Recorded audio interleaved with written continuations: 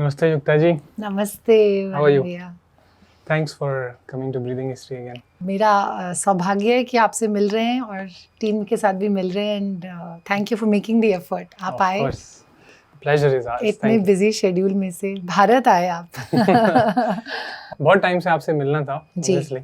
तो ये संयोग जब बना है तो सबसे पहले जो लोग मोस्टली आपको जानते हैं वो युक्तामुखी, मिस वर्ल्ड युक्तामुखी और युक्तामुखी नाउ।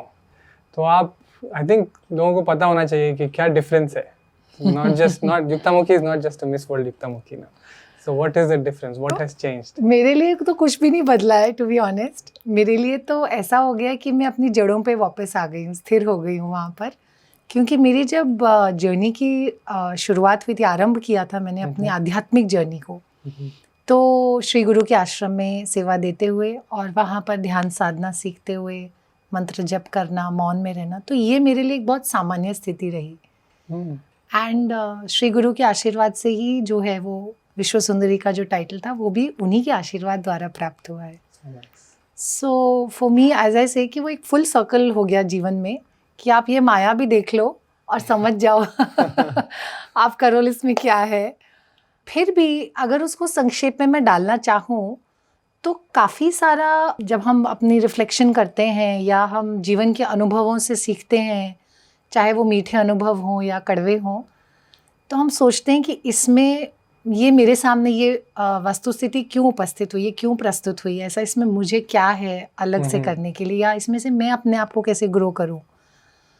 तो मुझे लगा कि कई सारी जो चीज़ें हैं, जैसे हम विवेक कहते हैं हमारे शास्त्रों में, कि आपको फिर वो विवेक आना पड़ता है कि ये श्रेयस है और ये प्रेयस है ना, ये बेनिफिशियल है और ये प्लेजरेबल है।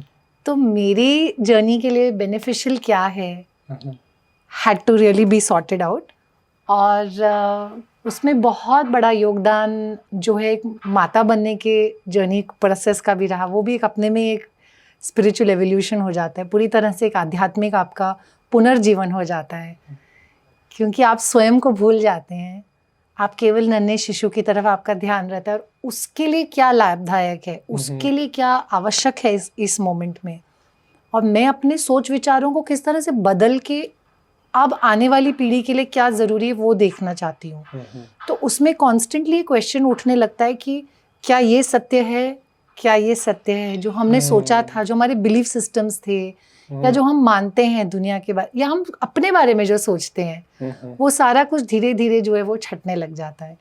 तो उसमें बहुत सारी चीज़ें जो हैं वो गिरी भी, जली भी, सबका स्वाहा भी हुआ और उसमें मैं अंदर से खाली तो हुई, लेकिन गुरु की कृपा इतनी होती है हमारे ऊपर जब हम आध्यात्म के मार्ग पर होते हैं कि आप नया नया जो सीख रहे होते हैं उसको फिर आप आत्मसात भी कर पाते हैं और उसको अपने जीवन में उतार भी पाते हैं।